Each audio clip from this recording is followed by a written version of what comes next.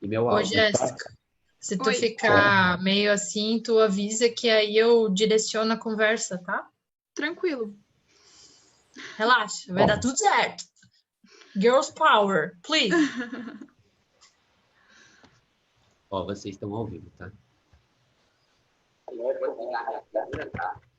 Ô, Jéssica. Eu estou com alguns problemas de audição, ok? Alguns sons são de alguém está melhor, de outros está pior. Acho que o problema não é de vocês, não. Eu acho que o problema é meu mesmo. Eu estou usando o Bluetooth para facilitar a audição, ok? Aí eu Senhor queria nos escuta? fazer um teste com cada um, para ver se dá para lhes ouvir corretamente, né? Ok? Cláudio, me ouve? Você não ouve, Cláudio? Oi, agora sim. Sim. A Gláucia. Você viu? Está me ouvindo bem? Tá travando um pouco, seu Geraldo.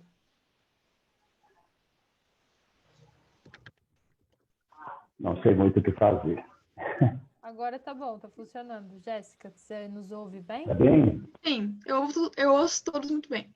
Ok. Se quiser iniciar, eu acho que a gente já pode começar. Então, estamos ao vivo? Sim. Teste, como é que está? Então, boa noite a todos. Eu me chamo Jéssica Dreves. Eu estou no 7º semestre da Engenharia Florestal na FURB, em Blumenau. Participo também do CREA Júnior e vim aqui hoje ajudar a mediar nossa conversa com o seu Geraldo, que está há 60 anos já nessa área da engenharia florestal, juntamente com os demais aqui participando. Ok. Beleza, Jéssica. Nós começamos. Sim, pode falar, seu Geraldo. Cadê o som?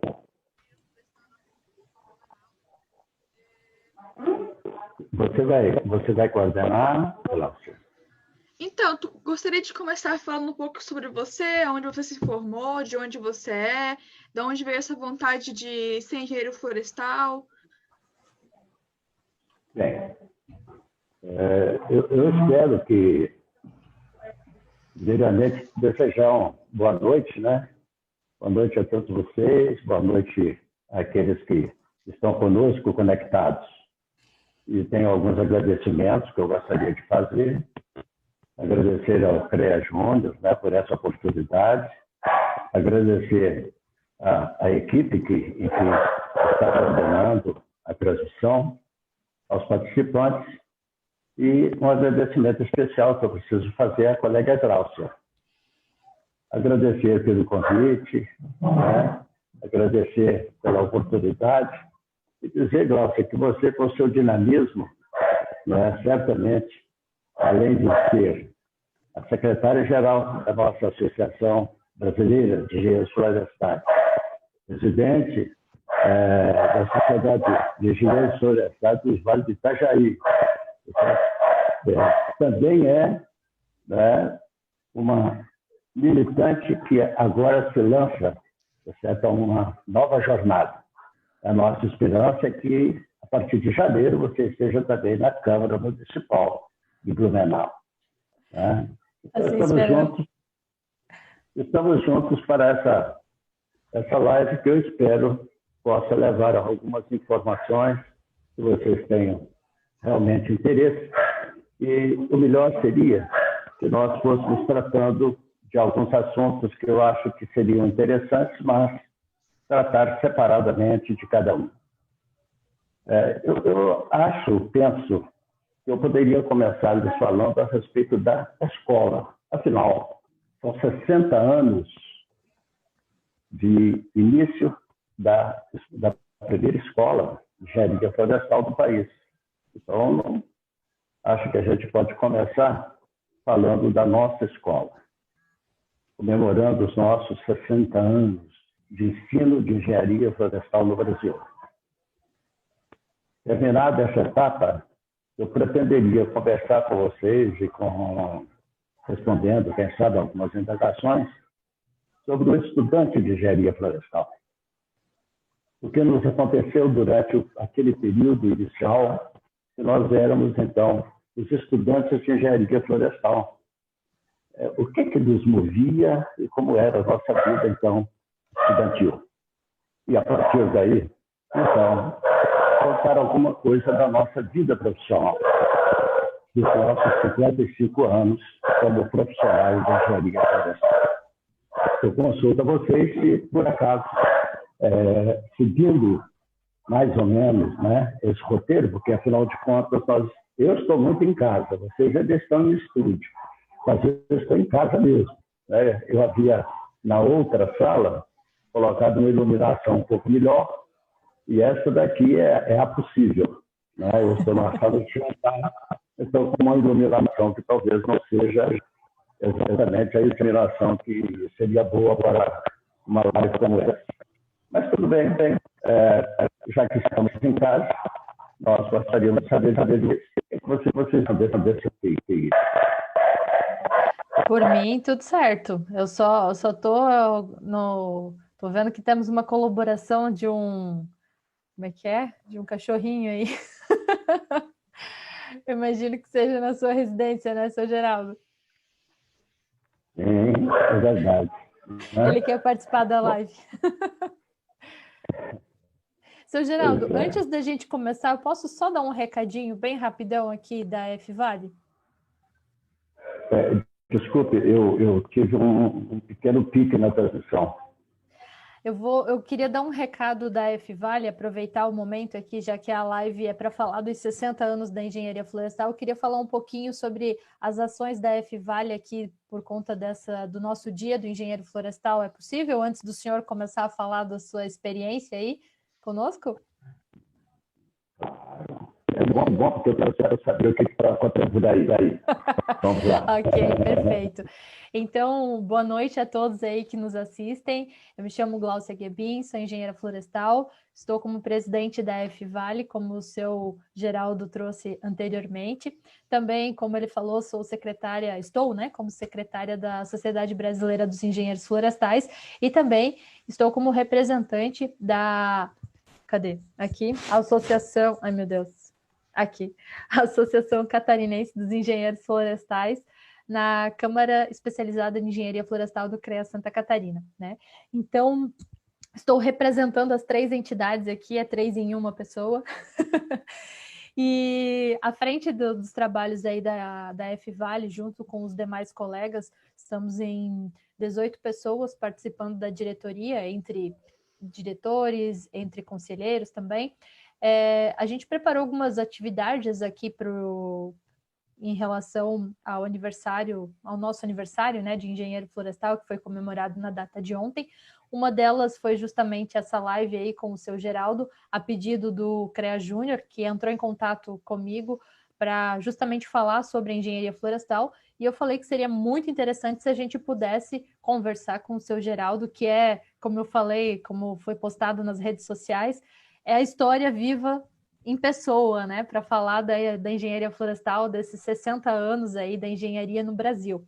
Então, nada melhor do que ouvir quem viveu praticamente os 60 anos da engenharia florestal no Brasil para conversar com a gente e trazer essa inspiração, essa motivação e dizer que o futuro está cada dia mais perto e a gente tem que trabalhar em prol dos florestais, né? E eu gostaria de ressaltar um dos trabalhos aí, uma das atividades que a F-Vale está promovendo e deixando aqui para os seus sócios e também para todos os engenheiros florestais que nos assistem, que é justamente um curso voltado para a administração de escritórios de engenharia, que vai acontecer na próxima semana com o Enio Padilha, que é um engenheiro eletricista aqui de Santa Catarina, porém com vasta experiência na área de administração, com mestrado na área, inclusive, e a gente está promovendo esse curso, né, para quem tiver interesse aí, são 2 noites, nos próximos dias 22 e 23, mais informações lá nas nossas redes sociais, estamos no Facebook, no Instagram e no LinkedIn, é só entrar em qualquer uma dessas redes sociais ou procurar o pessoal aí que faz parte da diretoria, que nós temos mais informações. E também a gente está fazendo outras ações e a gente está eventualmente aí divulgando nas nossas redes sociais. É só nos seguir lá, procure aqui, né, ó, a F-Vale, em todas as redes sociais aí que eu citei anteriormente, que estamos lá.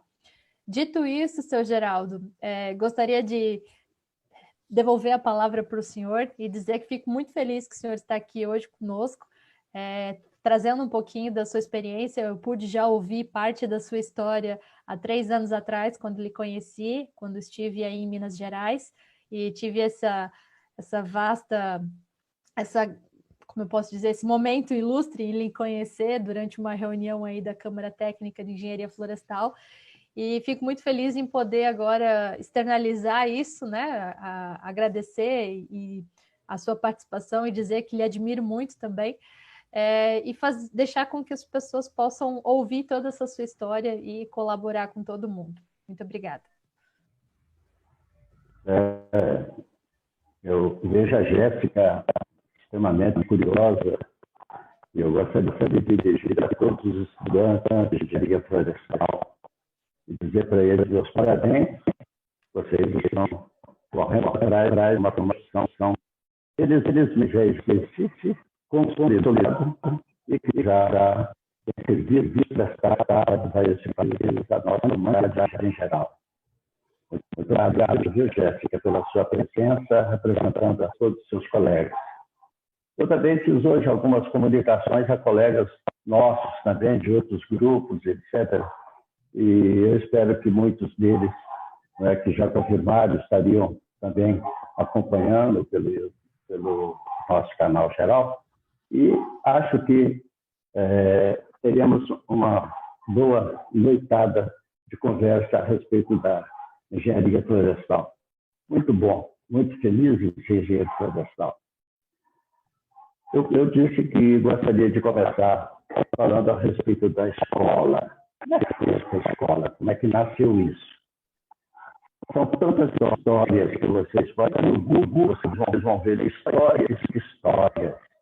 Eu vi mais histórias do que história. Nossa curso de engenharia florestal. Então, eu não vou entrar na discussão do ano anterior da nossa escola.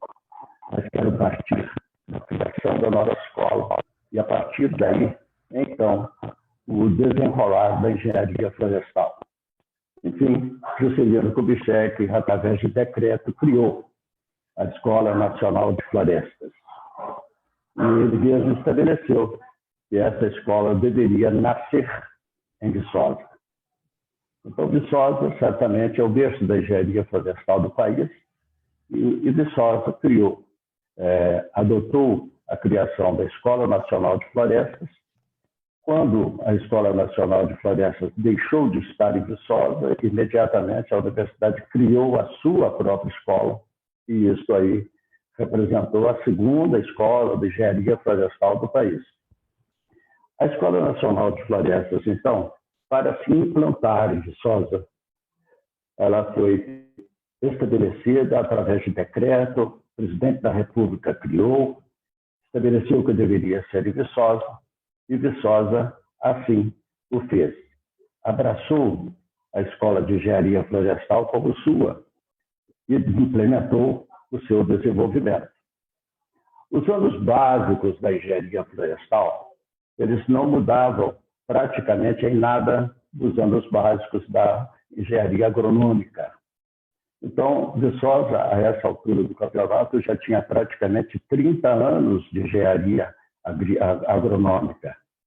E tinha toda uma estrutura, e a estrutura já era grande, uma estrutura forte. Também funcionava o curso agrotécnico e existiam outras escolas dessa universidade. E a Escola Nacional de Florestas, então, chegou a Viçosa, com Viçosa abrindo os braços, recebendo essa nova escola, e aí esta nova escola foi implantada oficialmente às 9 horas do dia 10 de maio de 1960. Por que eu digo que foi implantada oficialmente nesta data? Porque nessa data nós tivemos a aula inaugural do curso de Engenharia Florestal no Brasil. Nós fomos reunidos em uma sala, o encarregado que estava por procuração, não é bem por procuração, mas por delegação, era o diretor da Escola de Agronomia, representava naquela oportunidade também a Escola Nacional de Florestas, que iria se implantar a partir de então, e representando o reitor, o professor Carlos Socias Chilotti.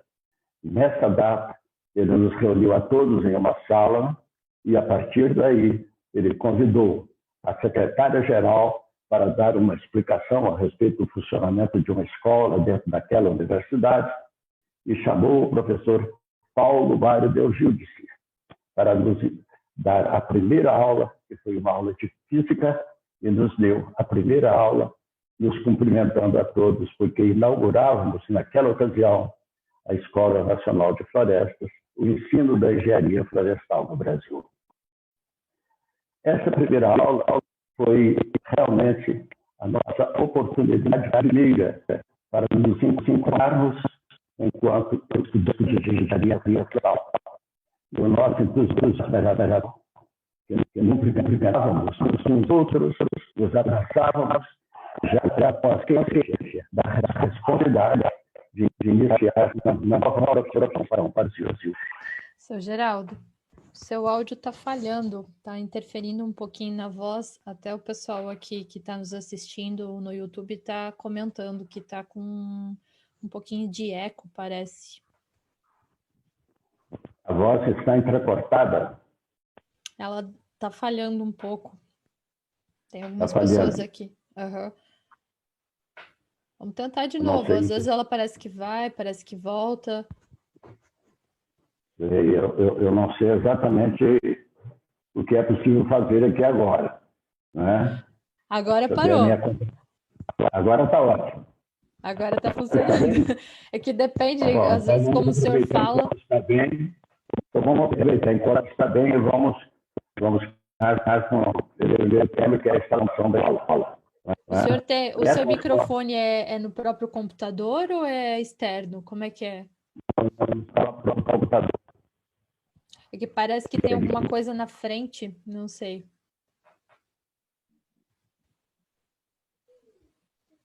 Eu posso chegar um pouco mais perto, talvez, não sei. Talvez ajude. Continue, por favor. Tá ótimo sabendo. Só uma curiosidade, eu não gravei, não prestei atenção na data que o senhor falou. Quando que foi a aula inaugural? No dia, às 9 horas da manhã, do dia 10 de maio de 1960. Esse é o dia que foi fundada a primeira aula. Essa é a primeira aula. A aula inaugural do nosso curso, e consideramos que, a partir de então, existia o ensino da engenharia florestal no país. Daí, estamos completando 60 anos, aliás, já completos, a partir de maio deste ano. Sim. Eu espero que o som consiga chegar aí, né? Porque senão nós estamos meio prejudicados. Mas eu vou continuar, então. A partir de então, nós, estudantes, estávamos com os professores da Universidade Federal de Viçosa, sobretudo os professores da agronomia, nós estávamos fazendo o primeiro ano da engenharia florestal. Então, os anos básicos, o primeiro e o segundo ano, e o fizemos com os professores da Universidade Federal de Viçosa. Agora o som está bem? Ok. Então, os nossos anos básicos, nós já tínhamos professores. Mas e como é que iríamos fazer para uma escola técnica funcionar apenas com aqueles professores? Foi daí que o governo brasileiro, através de um convênio com a FAO, nos trouxe o conjunto técnico necessário para que nos dessem, então, os cursos profissionalizantes. E nós tivemos, então, a importação de todos os professores da área técnica. Nós não tínhamos sequer um professor brasileiro. Nós não tínhamos técnicos no Brasil para nos ministrarem as aulas profissionalizantes. Então, foi necessário que nós recebêssemos, tá certo, um grande número de professores da Alemanha, de Portugal, certo? Da Itália, e assim, até americanos também. Enfim, nós tivemos uma união, certo? De técnicos, todos funcionários e contratados da FAO, para que nos viessem oferecer os cursos. Mas não tinha nenhum brasileiro. Portanto, nossas aulas tinham que ser numa língua que todos pudessem entender. Embora nós não entendêssemos tão bem, mas todas as nossas aulas eram em inglês. Tínhamos um tradutor, e depois fomos criando embocadura suficiente para que, sobretudo matérias técnicas, pudessem nos ser oferecidas em inglês e nós nos entendêssemos bem a partir de então. Quem menos era entendido era o professor português, porque nós não entendíamos o português de Portugal, ele não entendia o português do Brasil, e o seu inglês era mais português de Portugal do que inglês. Então, esse era o menos entendido, mas os demais, tudo bem. E todos se esforçavam, certamente, para também poderem nos oferecer alguma coisa em português. E começavam a falar. Mesmo junto, nos veio o diretor da escola, da banda FAO. Nós tínhamos, então, um diretor que era do convênio brasileiro e um outro diretor que era o que estava vindo e que veio da Alemanha. E de lá nos veio exatamente quem? O professor que era na Alemanha, lá na escola de Freiburg, ele era o diretor da escola de Freiburg. E ele nos veio para implantar um conjunto semelhante, muito semelhante, o que se ensinava na Alemanha aos próprios alemães. Então, a nossa grade curricular era uma grade forte, pesada, grande, feita por ele mesmo. Então, a nossa escola já nasceu com um currículo. Você era baseado na escola alemã e um currículo extremamente intenso. Então, nós tivemos que virar, porque realmente e os professores eram suportados, como disse, e aí a escola passou a poder funcionar como uma escola de florestas realmente.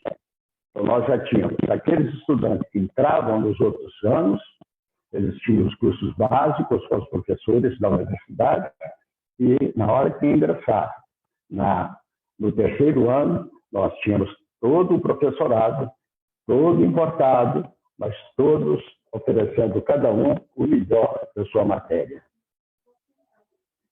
Deixa eu ver o que está acontecendo aqui com a minha contra-regra. Pergunta se eles estão escutando. Pergunta se eles estão escutando bem. Ah, sim. Ela quer saber se estão recebendo bem. Você está cortando muito. Ou se está cortando muito, como está? Ela está cortando um pouquinho, mas parece que vai, depois a gente volta ali a escutar, depois corta de novo, mas está dando. Está indo e voltando, às vezes sai, às vezes diminui um pouco. Alguma solução à vista?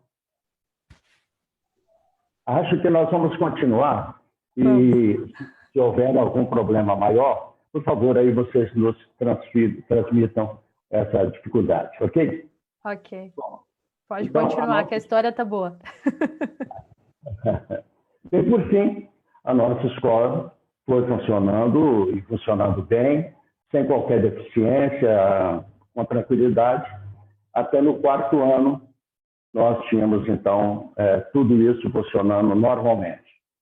Mas, quando terminamos o quarto ano, eu não vou discutir causas, mas o efeito foi que a nossa Escola Nacional de Florestas foi, então, transferida de Viçosa para Curitiba.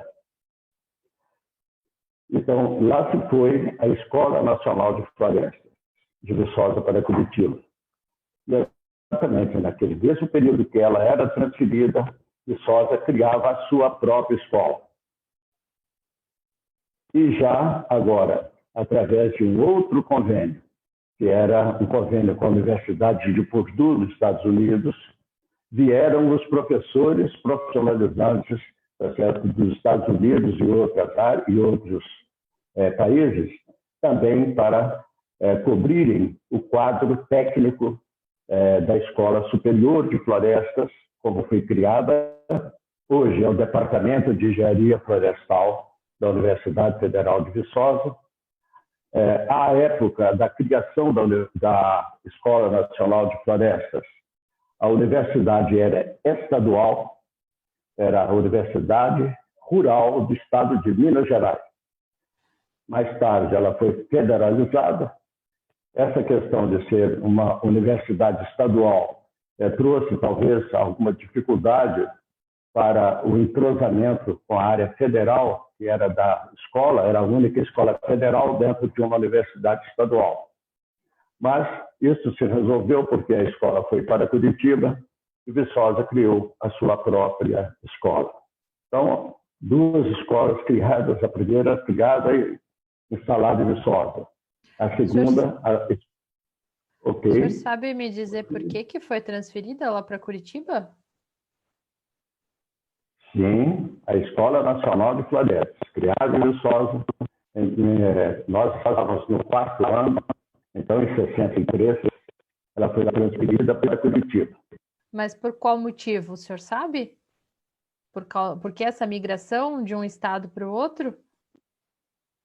Está escrito nas estrelas.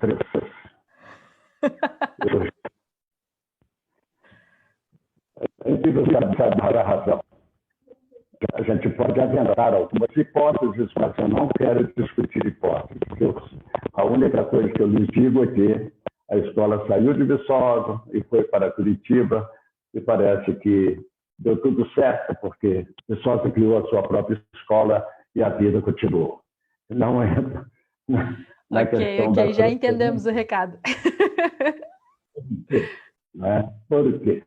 Então, nessa altura do campeonato, nós estávamos com estágio já programado, um longo estágio na Clabin, lá em Harmonia, no Paraná, e aí fomos todos para lá no início de 64. Todos os colegas e nós fomos para lá e ficamos praticamente 2 meses lá na Clabin. Uma época terrível, que era a licença enorme, nós tínhamos que pegar, enfim, nós passamos praticamente 2 meses na cadeira.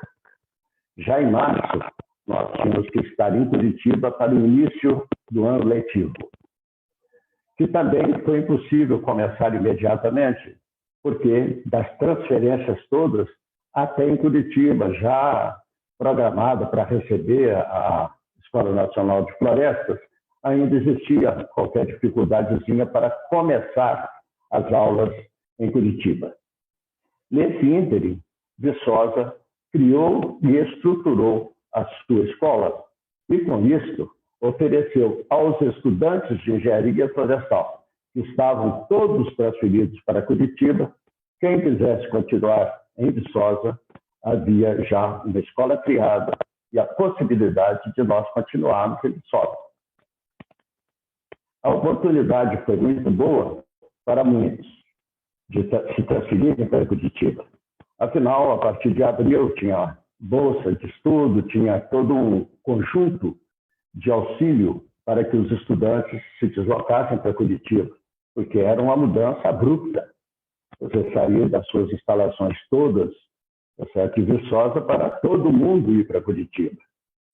Bom, da nossa parte, fazemos parte daquele grupo de 5 estudantes do último ano, que era já o 5º ano, que resolvemos permanecer em Viçosa.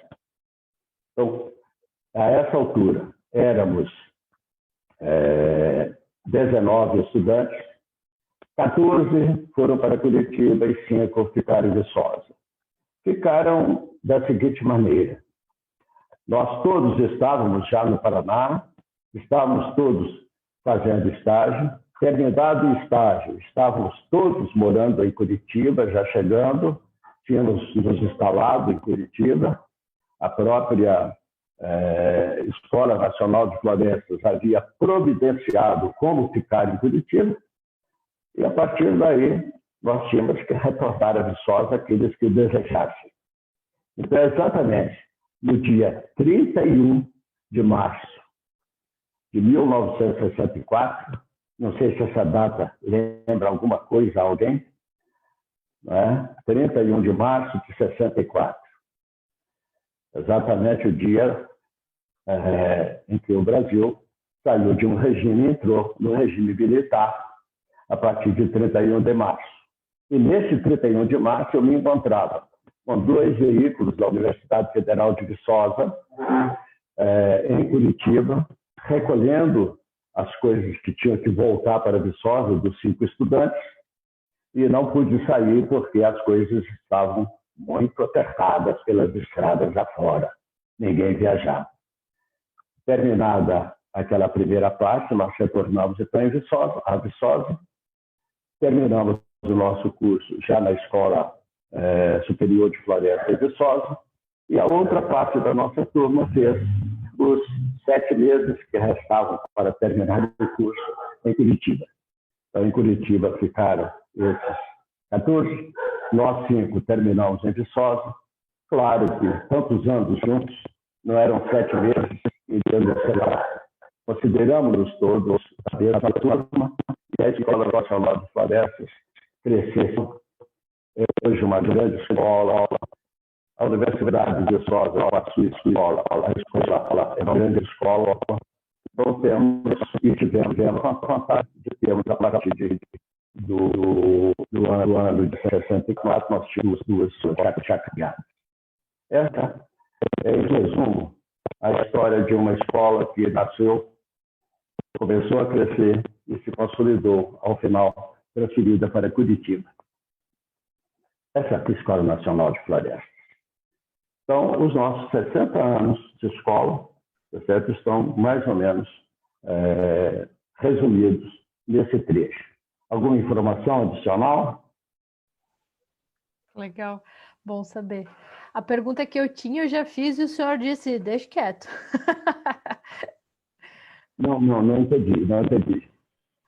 A pergunta que eu havia feito para o senhor, né, que era uma dúvida minha do porquê migrar, o senhor disse que era melhor deixar assim. Então, de dúvidas que eu tinha era isso. Não sei se tem alguma dúvida de alguma outra pessoa aqui, Jéssica. Nós vamos realmente ligar a nossa comunicação, espero que fique público, esteja até melhor, mas a nossa comunicação alguma coisa está realmente meio... Eu posso mudar aqui vamos passar para o outro fone aqui, pode ser que melhore um pouco aqui, eu tirando esse Bluetooth.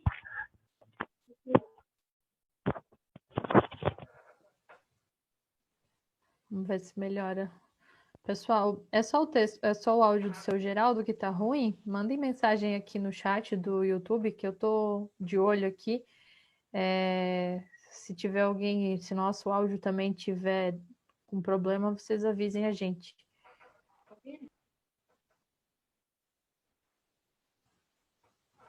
Seu Geraldo, nos escuta? Pois, agora estou lhe ouvindo. Bem melhor. Outra vida. Bem melhor. Ok. Então vamos lá. Até sua voz mudou agora. Então, você perguntava alguma coisa na hora que nós interrompemos? Não, eu falei para o senhor perguntou se a gente tinha dúvida, né? Eu falei que a dúvida que eu tinha, eu, Glaucia e Yubin, eu já tinha lhe perguntado, o senhor falou que era melhor a gente deixar quieto, só que mudou, né? Que era essa questão, que eu perguntei do porquê de Viçosa para Curitiba. Então, deixamos nesse assunto. Eu não sei se a Jéssica tem alguma outra dúvida ali que o pessoal trouxe. Então, tem ali no chat, né, do YouTube, que perguntaram de onde eram os estudantes, né? Os demais estudantes da turma que você se formou. Acredito que seja isso, né? A origem dos estudantes? Isso, se era todo mundo de Viçosa ou como funcionava? Na verdade, nós tivemos quase 60, quando fizemos o vestibular, Nossa. Eram quase 60 os postulantes. Eu vou contar um detalhe, então, só para efeito de ilustrar isso. Veja bem, nós tínhamos estudantes de todas as partes do Brasil, não é? Muitos estavam em Viçosa porque havíamos feito vestibular de agronomia, por exemplo, e aí continuaram lá, e vamos fazer de floresta também, alguma coisa assim. Então, nós tínhamos estudantes de todas as partes, de muitos lados.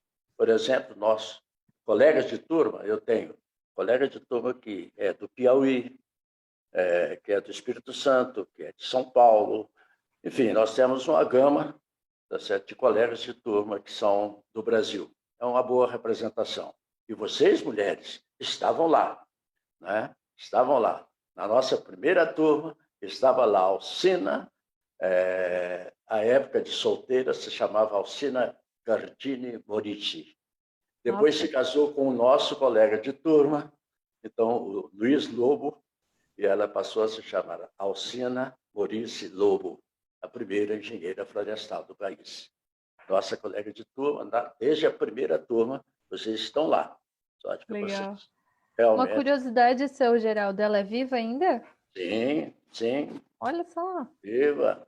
Tem 2 filhas, ambas casadas. O meu colega está vivo também, marido dela. Sorte que a família está logo aqui em Belo Horizonte, está tudo bem. Uma filha no Canadá. Somos absolutamente carne e unha, né? Que legal. Somos muito, muito, muito amigos, né? Mas sim, então uma curiosidade que eu queria contar para vocês é que quando a universidade abriu vagas para a engenharia florestal, ela nos ofereceu 15 vagas.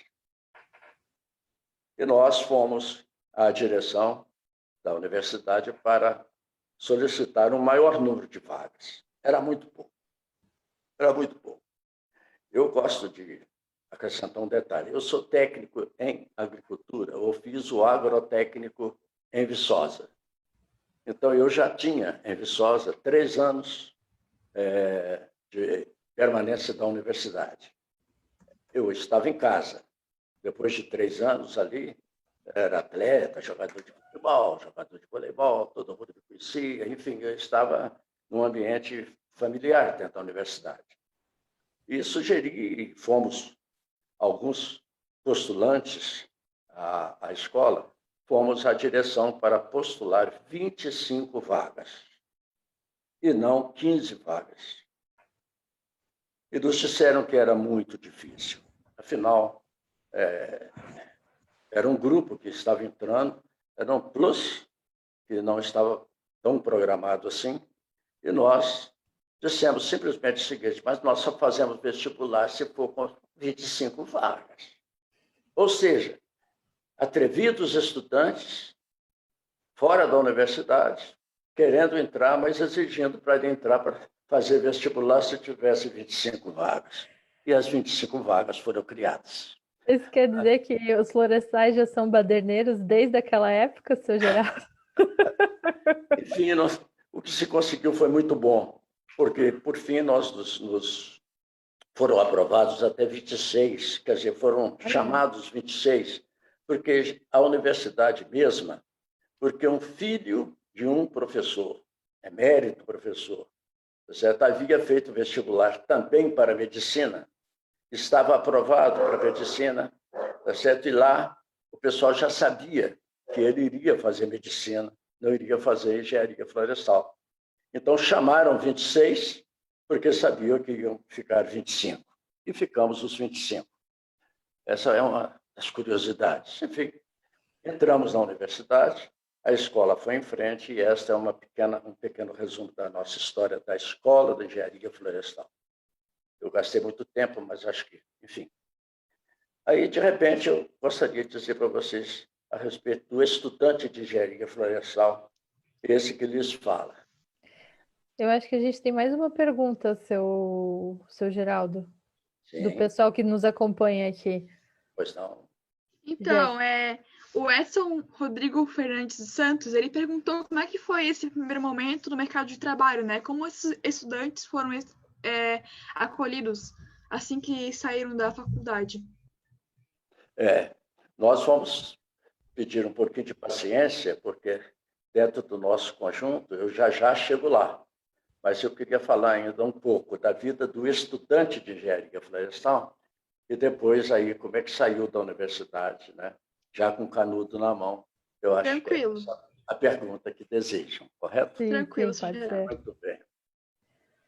Bom, eu me vi, então, um estudante de engenharia florestal, não é? E a partir de 1960, do início do ano de 60, nós estávamos estudantes de engenharia florestal.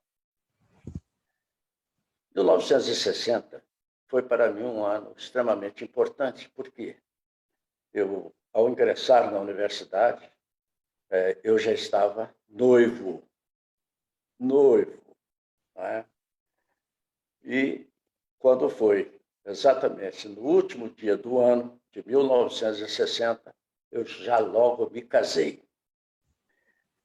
Então, 1960 para mim foi um ano que realmente mudou minha vida. Mudou minha vida. Eu passei a ser um universitário de engenharia florestal e passei a ser um homem casado a partir de 1960. De sorte que quando a nossa escola inteira 60 anos, também eu, este ano, estou comemorando os meus 60 anos de casado também. Né? Bem, E aí, vocês vejam como as coisas são. Eu comecei a estudar, fiz o primeiro ano, me casei, e já no segundo ano eu já estava com família e já tinha que estudar. E ao final de 61, já não éramos mais 2, mas éramos 3. Ao final de 63, não éramos 3, mas já éramos 4. E ao final de 64, não éramos mais apenas 4, éramos 4,5.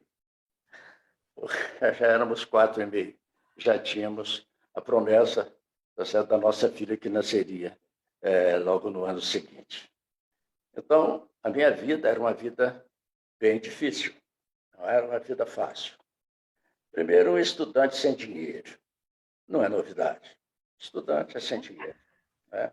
Mas existem os filhos de riquinho e que se dão muito bem. Mas eu não era o caso. Então, eu tinha que trabalhar. Meus horários eram horários um pouco puxados, porque o meu horário se iniciava às 6 horas da manhã e terminava exatamente às 2 da manhã seguinte.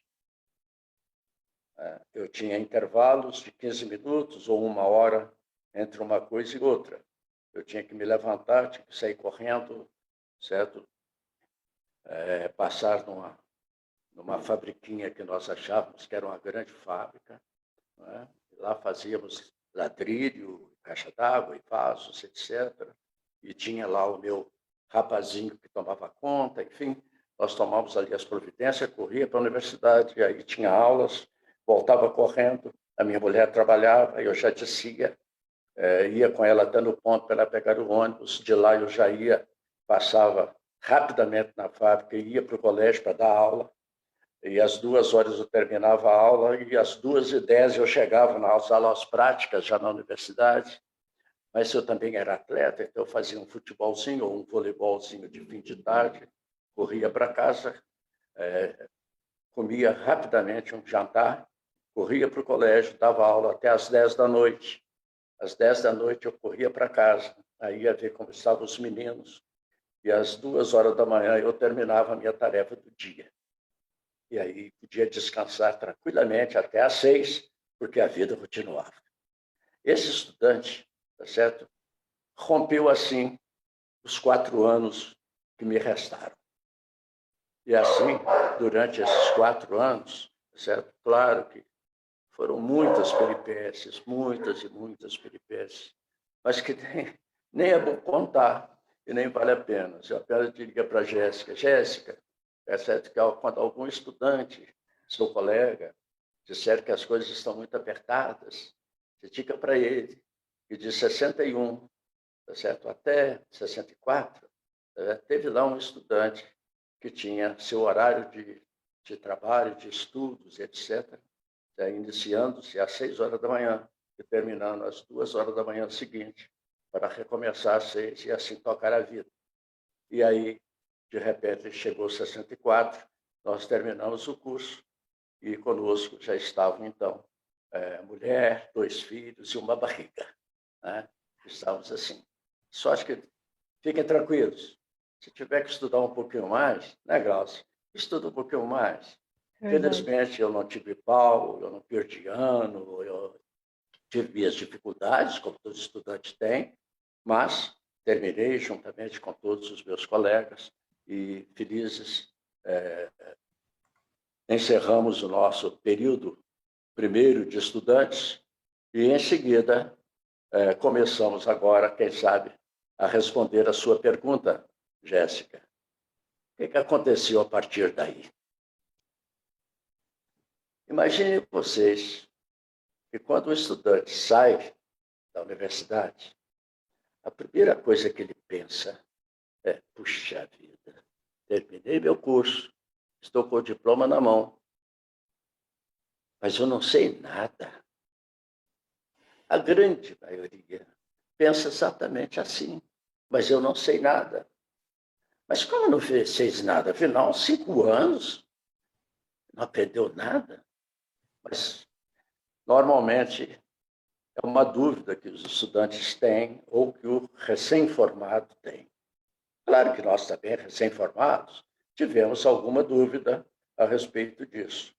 Mas eu confesso a vocês, toda a nossa turma saiu da universidade com tal entusiasmo que achava que sabia. E nós partimos realmente buscando fazer alguma coisa, não é? Mas achando que sabíamos fazer. E, de fato, parece que o grande número sabia fazer o que veio fazendo. Por quê? Porque nós estávamos criando uma profissão nesse país. Em cada lugar que chegávamos, e aí fazíamos questão de dizer: eu sou engenheiro florestal. Né? E aí, efetivamente, que a pergunta era: beleza, o que é isso? O que é isso? E nós tínhamos que estar preparados para dizer o que é isso. E nós tínhamos que estar preparados para trabalhar muito e consolidar para vocês e aqueles outros que vieram aí antes de vocês um pouco, né, para consolidar uma profissão e dizer: a engenharia florestal é isto, através do nosso trabalho.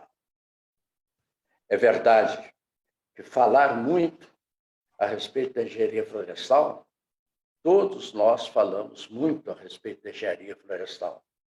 Mas eu confesso a vocês que se nós quiséssemos, à época, marcar pontos e dizer quem éramos, era só com o nosso trabalho. O nosso trabalho disse ao Brasil: nós existimos. A engenharia florestal, certo, está presente no contexto da nação. E neste esforço, nessa vontade de fazer muito, cada um buscou o seu horizonte. O grande número nosso, claramente, foi para o ensino, mas era necessário que fossem. Não existiam outros para fazer isso a não sermos nós. E o grande número do nosso grupo, da nossa turma, como eu também, estávamos contratados para sermos professores de engenharia florestal. Mas, incrível, pelas tantas, e me vendo, e me olhando, e procurando sempre ser muito autêntico, eu enxerguei alguma coisa diferente que eu não queria me transformar em um professor. Alguém precisava, eu dizia, mas alguém precisa sair daqui. Senão nós todos vamos ficar aqui em 4 paredes. Quem é que vai contar a nossa história ao grande público? Eu havia, enquanto estudante, já no início do 4º ano, eu havia me definido por ser um técnico, certo? Que fosse um bom profissional, dentro da área de tecnologia da madeira. Me entusiasmava uma série de coisas na tecnologia da madeira. E assim, eu fiz um contato com um autor de um livro em português, e que foi esse livro editado em Lisboa. Eu fiz um contato com esse autor do livro através da própria biblioteca, de onde havia sido encaminhado esse livro para nós. Eu não sabia quem era, eu escrevi a um terceiro, dizendo que eu precisava de uma bolsa de estudo e um encaminhamento para uma escola que pudesse me fazer uma pós-graduação em tecnologia da madeira. Não gastou muito tempo e recebi a resposta daquele desconhecido, me dizendo que sim, teriam o maior prazer em nos ajudar e iriam trabalhar junto às agências que davam bolsas para saber a respeito. Resumindo, pelas tantas, eu casado, com filhos e tudo mais, já me haviam conseguido uma bolsa dupla. Não uma simples bolsa, me dobraram o valor da bolsa, porque, afinal, família, eu já tinha para onde ir, já tinha reservado espaço, já tinha uma bolsa, que à época era alguma coisa como 5, 6 mil dólares, né? E que seria bastante para que eu me deslocasse com a família e tudo para fazer a minha pós-graduação. E tudo estava certo. Até a minha mulher estava satisfeita. Opa, vamos para Portugal passar um período, que beleza. Né? Estávamos todos, estava tudo certo, quando, de repente, eu anunciei que eu não iria. Eu não iria. Eu iria terminar meu curso, também não ia continuar na universidade, eu iria para alguma coisa por aí. Foi uma oportunidade que me surgiu durante alguns anos. Essa bolsa ainda ficou reservada para que, quem sabe, eu resolvia ir. Mas eu não fui aquela vez e não fui outra também, não. Né? Não fui mais. Eu havia recebido algumas propostas de empresas através de estágios, onde passei, etc. Havia recebido algumas propostas. Mas aquela que realmente me encantou foi a proposta do Serviço de Extensão Rural do Estado de Minas Gerais. Por quê? Na minha avaliação, dentro do Serviço de Extensão Rural, eu teria um caminho quase infinito, certo? Para andar e dizer ao mundo: opa, eu sou engenheiro florestal, eu trabalho nisso, eu faço aquilo, enfim, eu poderia dizer isso e propagar a nossa profissão. Fui contratado pelo Serviço de Extensão, eu era também técnico em agricultura, o que me facilitava o contato com os produtores rurais, e aí eu parti para o Serviço de Extensão Rural. Me entregaram um escritório que era uma beleza, existiam 120 escritórios de extensão rural no estado. Todos os meses eles eram classificados. Eu recebi o escritório com um glorioso 118 lugar. Em 120, eu era o 118. Era preciso trabalhar. E já que era preciso trabalhar, eu busquei trabalhar. Porque eu entrei no mês de abril. Trabalhei maio, junho, julho, agosto, setembro. Em dezembro, eu recebi a minha classificação. Meu escritório era o primeiro escritório do estado. Poxa, parabéns. O dia era pouco, a noite pequena para mim. Mas os resultados vieram. Tive realmente uma alegria enorme. Eu me emocionei profundamente quando eu recebi de presente de Natal, não é, o meu escritório pontuado da forma que foi. O ano seguinte foi um ano de demonstração. Eu praticamente recebia pessoas de todos os lados para conhecer, afinal, o escritório, enfim, aquela coisa. E eu tive que me virar trabalhando e recebendo, enfim, caminhando. Tive sucesso nesse trabalho. E continuei o ano, e quando chegou já para o final, no mês de outubro do ano seguinte, eu estava há 20 meses do serviço de extensão. O escritório central de Belo Horizonte já me chamava para, no ano seguinte, assumir a postura de coordenador estadual da área de floresta do estado de Minas Gerais. Entretanto, as coisas não aconteceram bem assim. Eu me preparara para isso, mas as coisas não aconteceram bem assim. Um colega meu e eu fomos convidados pelo Serviço Brasileiro de Extensão Rural, que coordenava o Brasil, toda a extensão rural do país, para irmos para Brasília, para criar o Serviço de Extensão Rural do Distrito Federal. Bem, Brasília para mim era algo muito distante. Eu fui a Brasília, conhecer o serviço, saber o que fazer, e dentro daquela coisa que é Brasília, né, me decidi, ao invés de vir para Belo Horizonte, de ir para Brasília, para enfrentar o meu primeiro grande desafio na vida, que era fundar um serviço de extensão rural, tá certo? No Distrito Federal. Vejam como rola a coisa, né?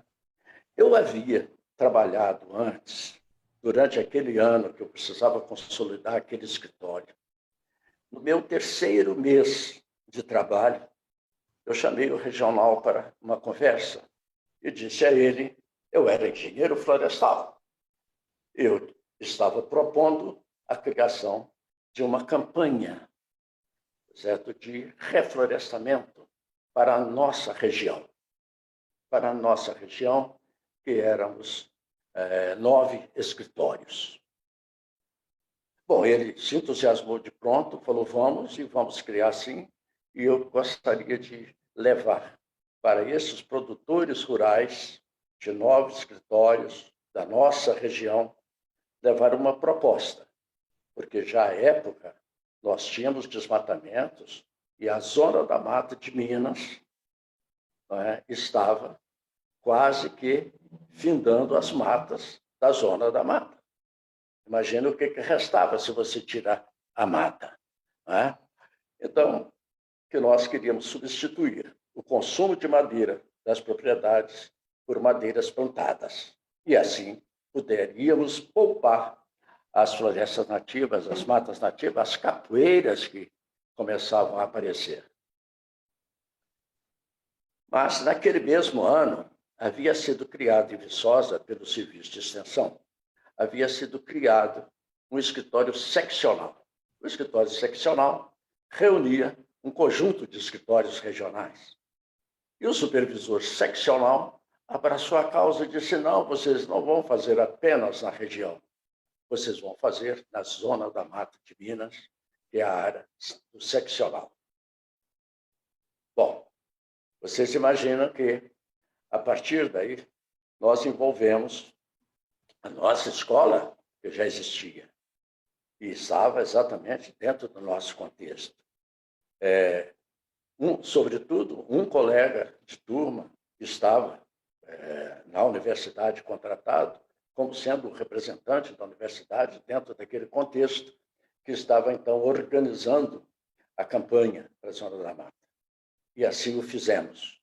Confesso a vocês que até hoje, 55 anos depois, ainda nós temos a campanha, tá certo? Mais aquecida, menos aquecida, mas a Zona da Mata aumentou, a partir de então, as suas reservas nativas e praticamente toda a propriedade tem lá plantado um trecho de eucalipto para se resolver e não ter que invadir as matas nativas, as capoeiras, as áreas de preservação permanentes, com tanta volúpia como se fazia então. Este trabalho foi um trabalho grandemente realizador.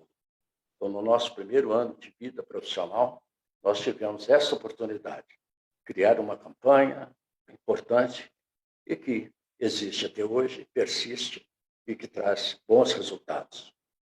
Mas daí fomos para Brasília, não? Fomos para Brasília e em Brasília, uma cidadezinha de menos de 200 mil habitantes. Isto rolava o final de 1966. E nós tínhamos a oportunidade de encontrar todos os dias o que todos encontravam. As grandes autoridades que haviam sido transferidas para Brasília e que estavam lá, como nós também, se instalando em Brasília. E ali, os nordestinos nos chamavam a atenção, porque eles diziam, Brasília, autoridade é bicho de dar na canela. Ou seja, se eu saía andando, tinha autoridade batendo nas canelas de você, de tantos que tinha. E ali, claro, você vivia naquele meio.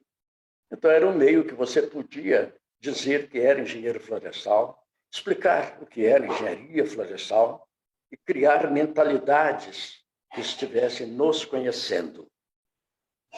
E fazíamos questão de todas as reuniões, em todos os trechos, seja do Congresso Nacional, seja dentro de um ministério, seja dentro de uma sociedade qualquer, dizermos que éramos engenheiros florestais.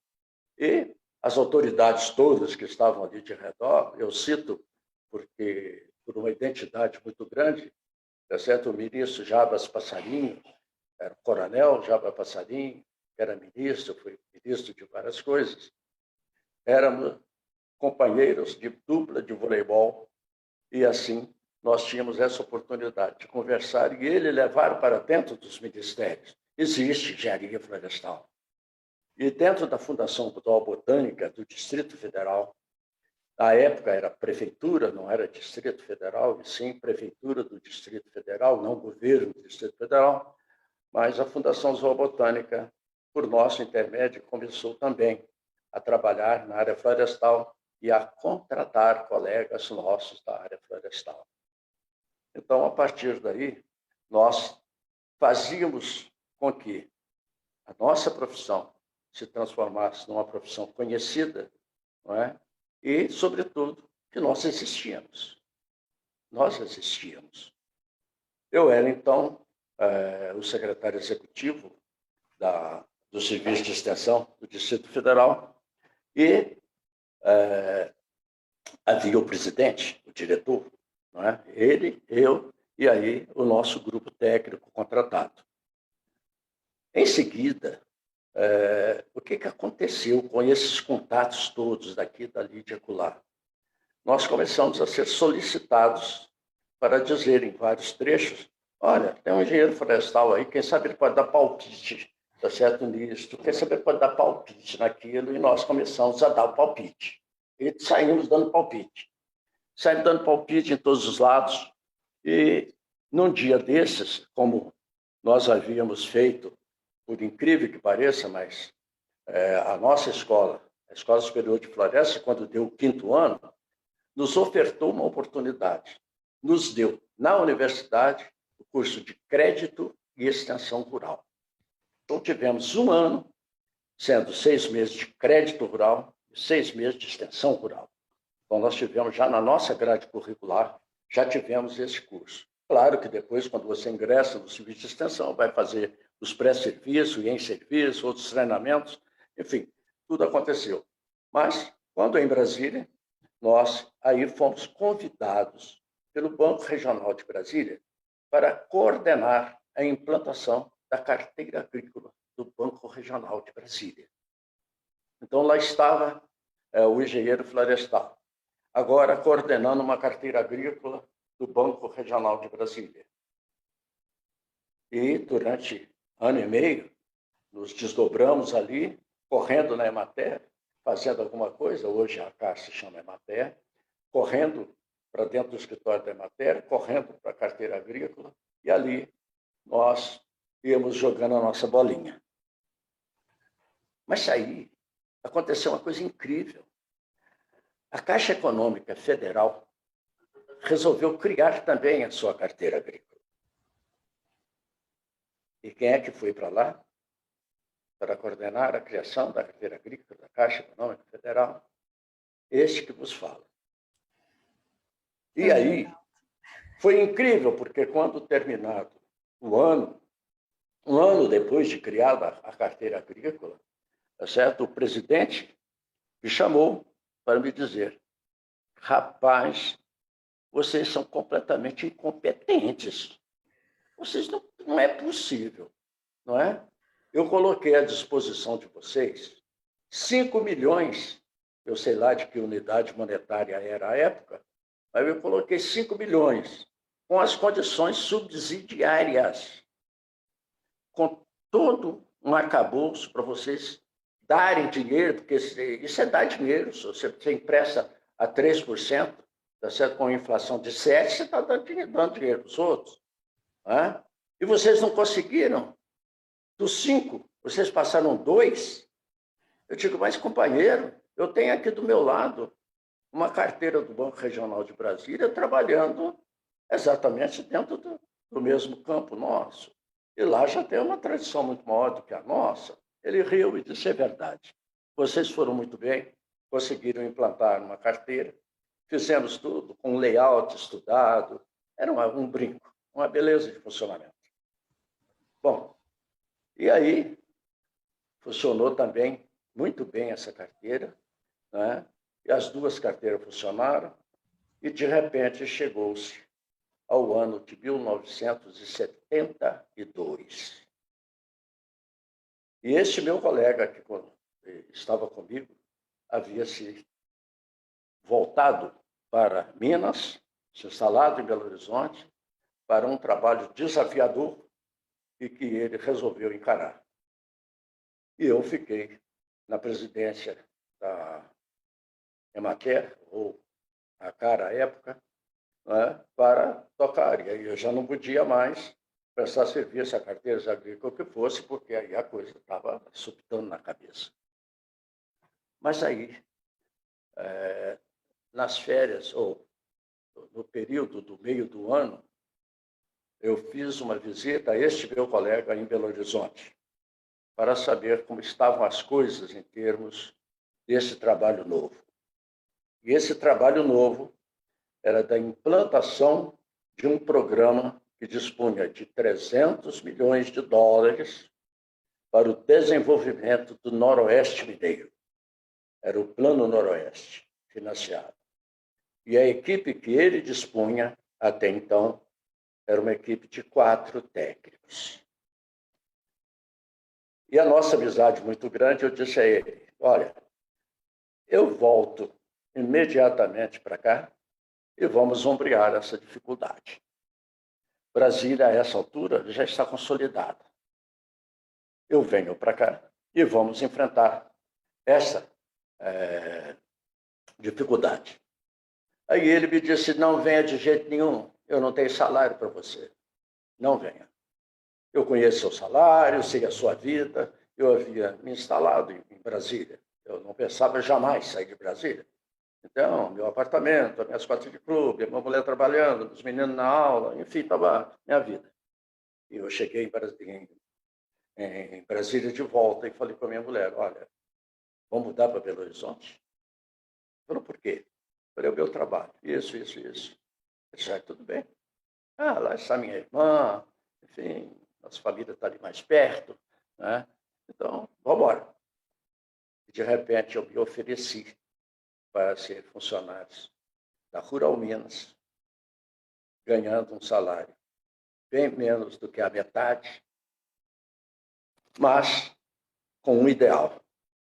Eu vou construir o Noroeste de Minas, juntamente com essa equipe que está aqui. E assim, eu me instalei de volta. E aí fomos encarar o Noroeste Mineiro. E fomos criar novas oportunidades. O Noroeste não existia, era quase que a marcha para o Noroeste dos Estados Unidos. Não existia. Era um vazio demográfico, uma região riquíssima, com um vazio demográfico enorme. E nós tínhamos, então, a responsabilidade de implantar colonização, escolas, energia elétrica, estradas, o serviço de extensão na região, implantar escritórios. E já em Minas, implantar os escritórios do Instituto Estadual de Florestas, também na região. E assim partimos para fazer isso. Um dos projetos nossos chama-se Projeto Jaíba, que o Brasil inteiro deve conhecer, porque é o maior projeto irrigado que se tem na América Latina. A região é uma região de pura mata seca. Uma mata seca extraordinariamente rica em secura. Com o Rio São Francisco passando de um lado e um outro rio a 70 quilômetros de distância passando do outro lado. Naquele meio, tudo seco. Então, é uma mata seca. Hoje é um grande projeto, ele está irrigado, enfim, é riquíssimo. É riquíssimo. E nós partimos, então, com também esse projeto, e também outro projeto, e outros projetos. E assim, chegamos a criar cidades no Noroeste Mineiro. Tem uma cidade que se chama Chapada Gaúcha, né? É uma cidade que só tem gaúcho no Noroeste Mineiro. Se chama Chapada Gaúcha, porque uma cooperativa, ela foi a vencedora da área para fazer a sua colonização e trouxe gaúchos para ocupar, uma cooperativa gaúcha, trouxe os seus gaúchos para lá, e lá estão felizes e realizados e ricos, né? Uma região bem afastada, mas uma região que hoje é uma região muito próspera. E assim nós continuamos ali na Rural Minas.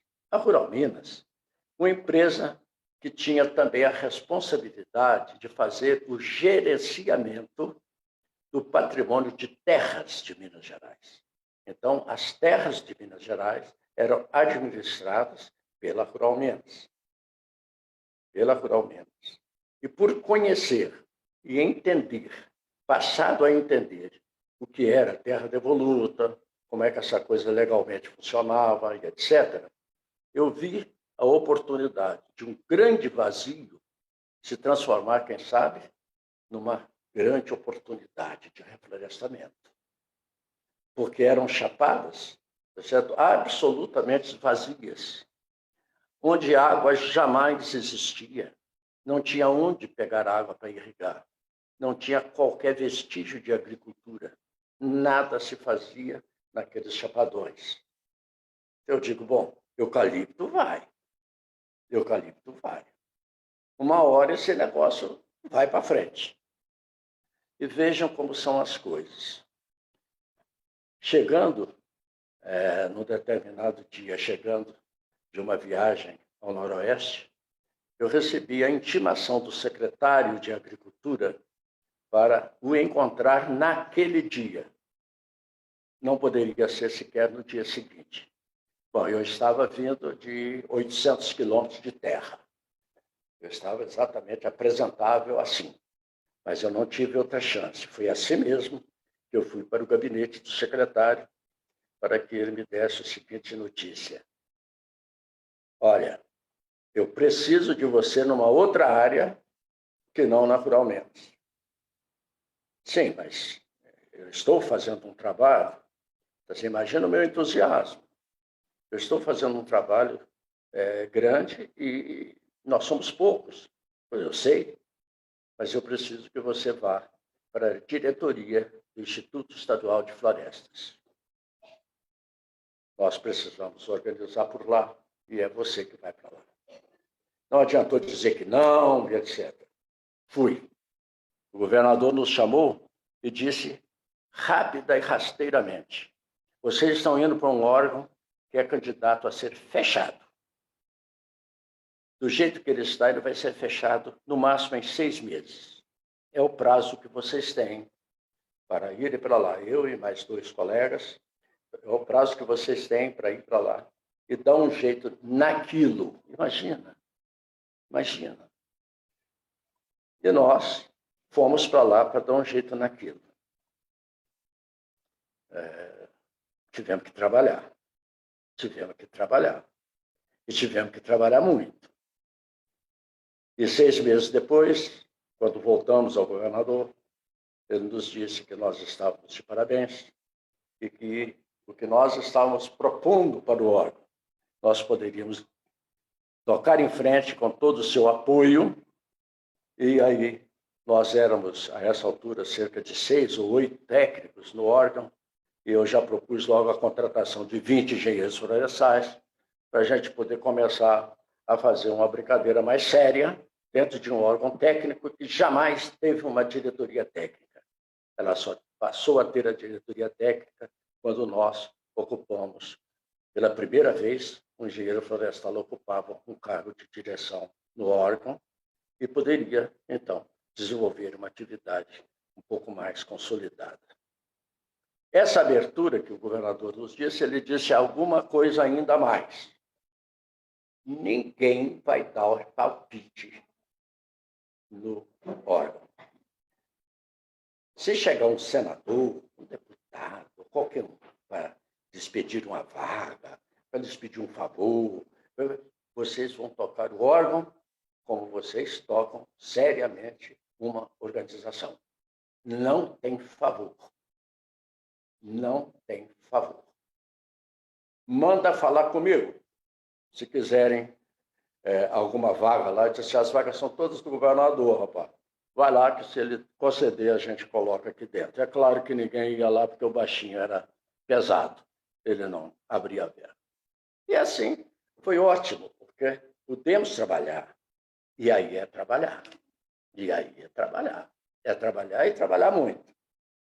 E aí eu já vinha com aquele conhecimento de que nós tínhamos terras devolutas. E terra devoluta quer dizer terra de propriedade do Estado. Então, o Estado era dono daquelas terras e poderia administrar aquele patrimônio de terras.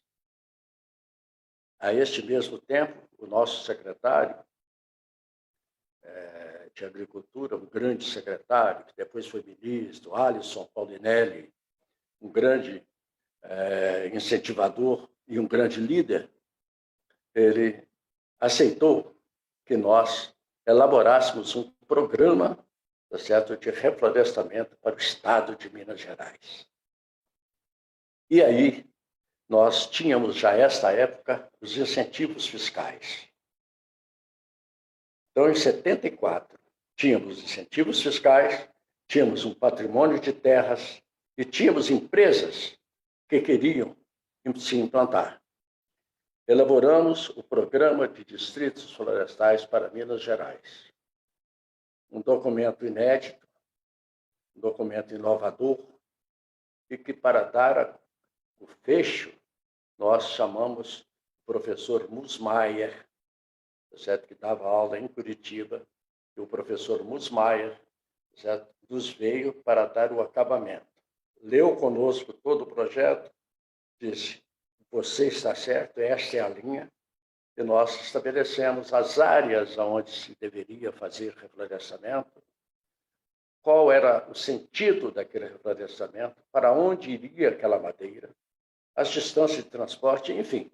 Estabelecemos um programa e convidamos empresas para se instalarem em Minas Gerais, fazendo um reflorestamento que serviria de base para a nossa indústria de ferro-gusa, de nossa indústria de aço, tá certo? Para as nossas serrarias, para a nossa celulose. Enfim, nós tínhamos as nossas direções para os nossos plantios. E os recursos vinham dos incentivos fiscais. Esse programa, em 10 anos de atividade, ele conseguiu fechar 2 milhões de hectares plantados. Plantamos, então, 2 milhões de hectares, que, terminado o incentivo fiscal, ainda mantém, hoje, as nossas indústrias em funcionamento, em função deste trabalho. E aí, passado o ano de 74, na direção do órgão, tal, veio 75, e aí terminou a etapa de governo que nós estávamos envolvidos nela. E, claro, fim de governo, certo? O que se faz? Coloca o cargo à disposição, minha querida, e vai procurar as suas origens. Não é assim que se faz? Quando colocamos nosso cargo à disposição do governo, nós recebemos exatamente, então, um convite do governo do Estado do Espírito Santo para que a gente fosse ao Estado do Espírito Santo fazer um estudo e ver como é que se poderia encarar melhor a questão florestal do Estado do Espírito Santo. O secretário de Agricultura era nosso conhecido, e a sugestão foi dele. Então, lá fomos nós para o Espírito Santo fazer esse estudo, enquanto o governador de Minas resolvia que não resolvia quem é que ia continuar como diretor, nós estávamos lá já desenvolvendo um trabalho de estudo para ver o que fazer no Espírito Santo. Terminada essa consulta, não é? O governo de Minas já havia nomeado as diretorias e nós estávamos convidados para implantar o que sugerimos ao Espírito Santo, que era a criação de um Instituto de Florestas para o Estado do Espírito Santo. O governador imediatamente aprovou a ideia, eu deixei como trabalho concluído e voltei para retornar àquele trabalho meu antigo. Só que 2 dias depois eu já estava convidado para me dirigir ao Espírito Santo e implantar a proposta que havíamos feito. E assim nasceu também o Instituto Estadual de Florestas do Espírito Santo, que hoje já mudou de nome, já não é Instituto Estadual de Florestas, mas é o Instituto de Meio Ambiente do Estado do Espírito Santo. E continuamos como presidente do órgão durante esse período. E ali, claro, o que tínhamos que fazer? Contratar engenheiro florestal, botar engenheiro florestal para trabalhar no Espírito Santo, implantar a política florestal no Estado. Enfim, trabalhamos bastante nesse sentido. E depois, consolidado que estava, o órgão consolidado, nós já havíamos, então, buscado, por exemplo, um programa para o Estado do Espírito Santo, implantação do programa de seringueira para o Estado do Espírito Santo. Também a gente estava catitando a possibilidade de ampliar alguns plantios de cacau que estavam no norte do Espírito Santo. Mas, sobretudo, a seringueira nascia, o programa nascia, projeto financiado, enfim, o programa continuou. E nós, a partir desse período, em 1977, ao seu final, retornamos efetivamente para Minas, certo? E fomos para a Rural Minas de volta, onde era a nossa casa de origem. Voltamos à Rural Minas, porque durante todo esse período era de acordo com o meu próprio empregador, eu era sempre licenciado para ocupar e fazer algumas coisas desse sentido. Eu fiz este retorno, mas, em seguida, eu já estava no IEF para coordenar a implantação da diretoria de parques e reservas, tá certo? Do Estado de Minas. Naquela minha primeira passagem na diretoria do IEF, eu tive assim, um fato extremamente curioso. É que, 3 dias depois que eu havia ingressado na diretoria do órgão, chegou o motorista correndo pela manhã para me dizer que eu estava sendo chamado com urgência porque o Parque Florestal do Rio Doce estava em chamas. Em chamas? Mas tem tanto vigilante lá. Vocês falaram, tem 3 dias que eu estou aqui. Eu nunca fui lá como diretor, eu havia passado por lá uma vez. Bom, mas em seguida eu estava dentro do avião, estava sobrevoando o Parque do Rio Doce e resolvendo as questões do incêndio florestal no Parque do Rio Doce. Alguns anos depois se repetiu, mas nunca mais houve incêndio lá. As estruturas montadas, então, definitivamente resolveram essa questão. Nunca mais tivemos incêndio no Parque do Rio Doce. Mas eu estava, então, agora para implantar uma diretoria de parques no IEF. Trabalhei durante um grande período nesta ação. Consolidado, voltei para a minha Rural Minas e, em seguida, eu estava na Secretaria da Agricultura, convidado pelo secretário para implantar o programa de seringueira no estado de Minas Gerais. E aí, o estado de Minas Gerais é grande.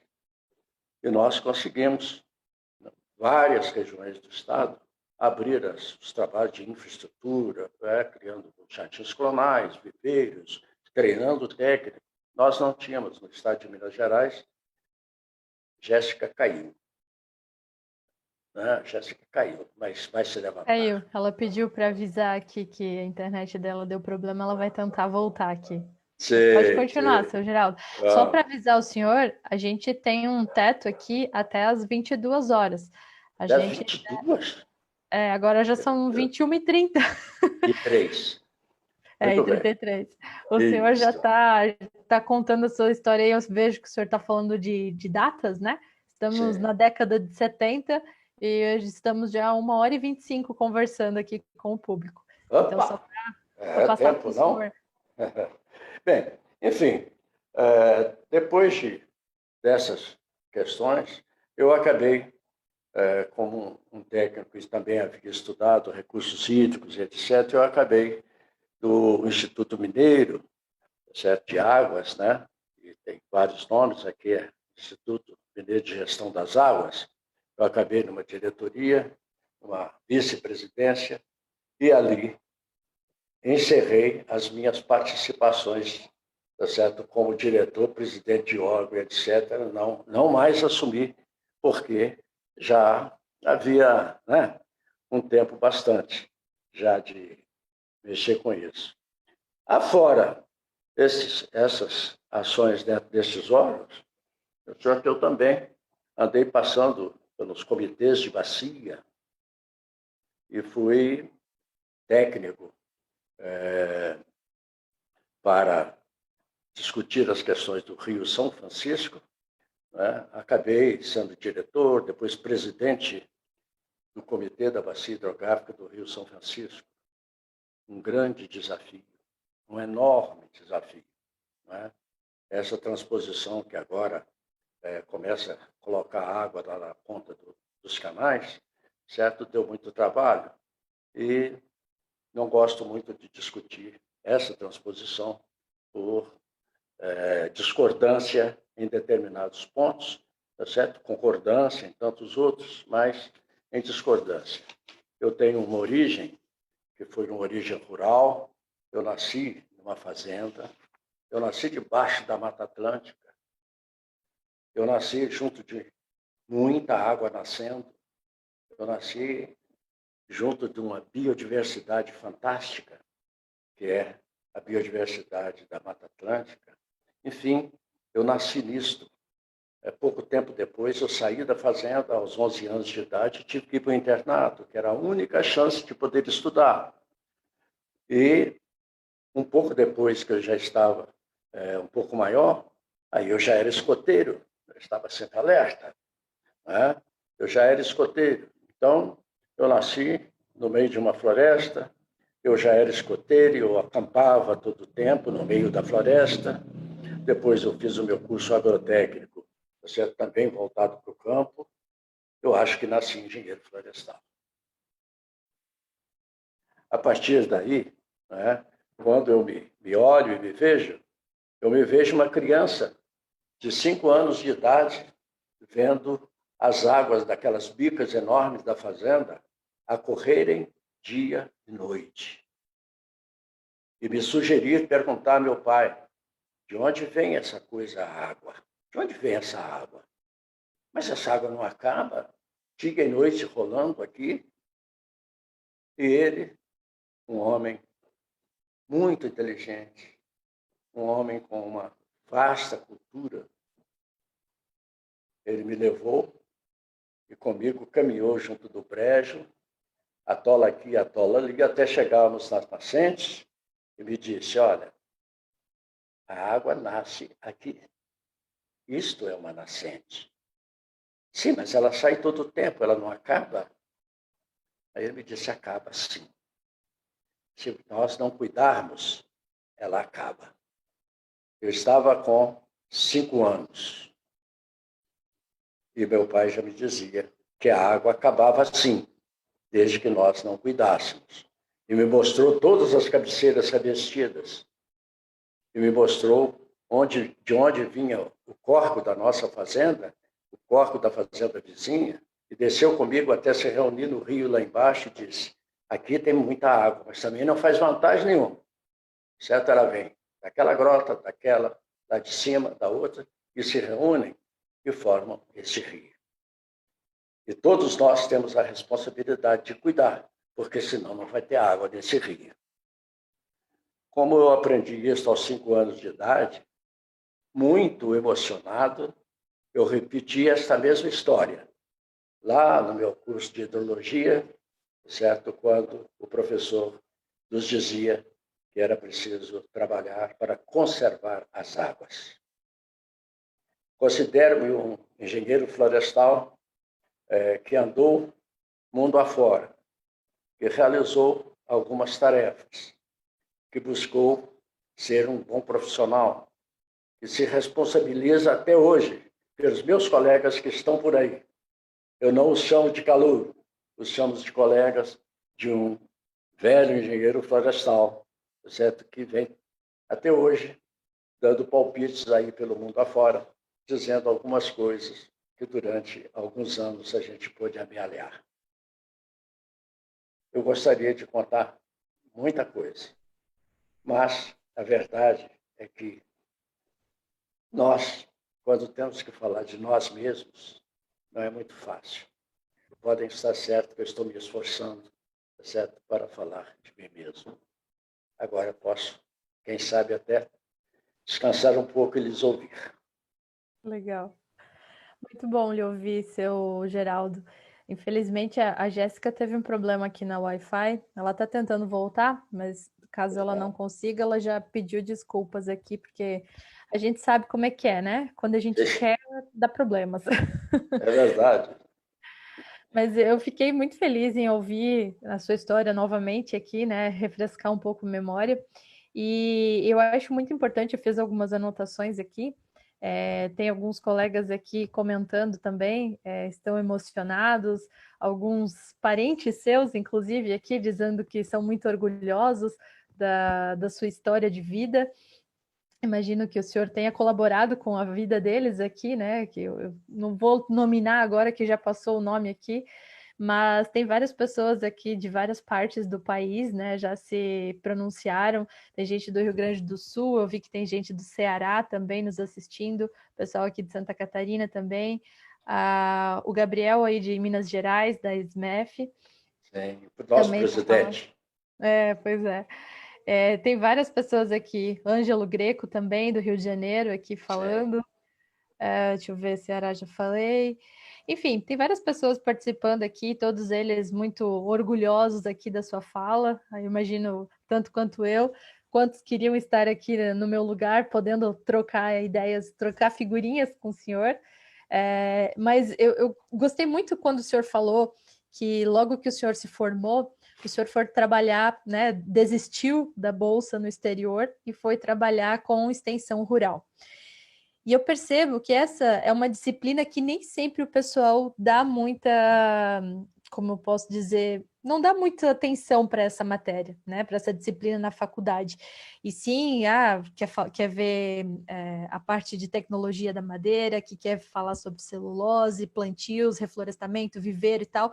E a extensão rural é uma atividade que traz um pouco de dificuldade para os alunos, porque é aquele momento de ter interação, né, de ter interação com o pessoal que está lá lidando no dia a dia, com o agricultor, com aquele empresário que vai fazer uma monocultura, que seja.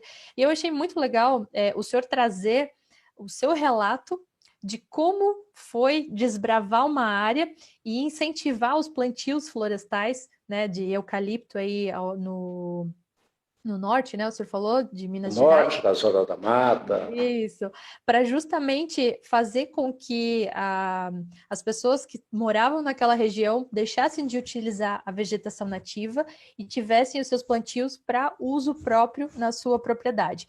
Hoje, a gente ainda, eu percebo, né? Nós sofremos bastante ao ouvir todas as pessoas ambientalistas trazem em seu rodapé de mensagem, não imprima isso aqui, estamos economizando corte de árvores, mas parece que eles precisam ouvir o seu Geraldo falar que o que é um plantio florestal, né? Que é justamente, a gente não está derrubando vegetação nativa, nós estamos plantando árvores para isso, para justamente produzir papel. Para qual finalidade? Para o que a gente bem precisar, seja para fazer caixa, seja para papel para escrever, seja papel higiênico, seja para celulose de fralda de bebê. E as pessoas parecem que não percebem a importância do nosso trabalho, né? De haver os plantios comerciais, de haver a monocultura de pinos e eucalipto. Então, eu queria que o senhor falasse um pouquinho sobre isso, dessa importância que o senhor vê dos plantios comerciais, que parece que, infelizmente, eu percebo assim que parte da população dos profissionais de engenheiros florestais, pelo menos aqui na minha região, não atuam mais com reflorestamento, e sim muitos com licenciamento ambiental ou com topografia. E a gente percebe que parece que faz falta esse profissional no mercado, esse profissional que esteja trabalhando com essa parte da extensão rural e de plantios comerciais. Eu não posso entender alguém que reclame, olha, não joga papel, recicla, porque senão acaba as florestas nativas, sem saber nada disso. Na verdade, floresta nativa não vira papel. Nós não temos nenhuma floresta nativa, tá certo? Virando papel. Papel, a celulose, enfim, advém dos nossos plantios. E são os nossos plantios que nos sustentam, tá certo? De papel higiênico, de papel toalha, enfim, são os nossos plantios. Sem eles, aí sim, nós estaríamos zerados em termos de produção de celulose, sem os nossos plantios. E veja a importância que nós damos à conservação, das nossas áreas nativas. Aqui em Minas nós temos, por exemplo, a Save Cerrado. A Save Cerrado é uma empresa organizada por alguém que é proprietário de uma grande área de cerrado e que reservou toda essa área, mais de 20, quase 30 mil hectares de área nativa de cerrado, e que hoje trabalha com participações. Alguém vai lá, tem que fazer conservação de uma área ou outra aqui ou acolá, então já vai lá e adquire o direito de o cerrado permanecer de pé, sem ninguém botar a mão nele. Ali conservamos o cerrado, e nós chamamos o cerrado e as veredas de a mãe das águas, o cerrado é o pai das águas, né? Então nós precisamos realmente conservar, tá certo? Eu disse conservar, e em algumas áreas preservar, tá certo? Os cerrados, para que a gente possa ter também água. Mas isso não quer dizer que nós deixemos de plantar. É para que ele, cerrado, possa persistir, é que nós temos que plantar. E não somos nós, engenheiros florestais, que receitamos, digamos, plantar eucalipto para resolver o seu problema, é que estamos destruindo o cerrado. Nós estamos exatamente no outro lado. Nós estamos dizendo ao produtor rural, para você ter a madeira para o seu consumo, plante. Plante. Imagina se cada propriedade nossa usasse 10% da propriedade com um plantio. Então, quem tivesse 10 hectares, tivesse 1 hectare de plantio de eucalipto para resolver sua vida. Quem tivesse 1.000 hectares, tivesse 100 hectares de floresta plantada para resolver sua vida. E assim sucessivamente, porque a partir daí nem precisaria mais de 10%, né? Porque o consumo não é tão proporcional assim. Mas nós realmente precisamos disso. Nós precisamos não apenas que as empresas trabalhem no reflorestamento, nós precisamos que o produtor rural entenda que a sua propriedade precisa ter uma quantidade certa de madeira para que ele possa consumir. O trabalho de extensão rural, ele tem capital importância neste sentido. E os nossos colegas acho que têm também esta oportunidade, podem não ter a vocação de extensionista, mas eu acho que é preciso que existam aqueles que estejam voltados também para isso. Eu me sinto absolutamente à vontade para conversar com o produtor rural de qualquer parte desse país. Eu sei o que ele passa, eu sei como são as nossas regiões, enfim, é preciso que a gente saiba isso para que você possa ser um extensionista. Se você quer levar conhecimento, você não leva aquilo que você não tem. Conheça o solo onde você pisa, e aí você poderá buscar soluções para aquela sua região. Vá lá, busque esse homem, desenvolva o seu trabalho assim. Eu acho que isso é muito importante. Então, preservar, importantíssimo. E para se preservar, o que se faz?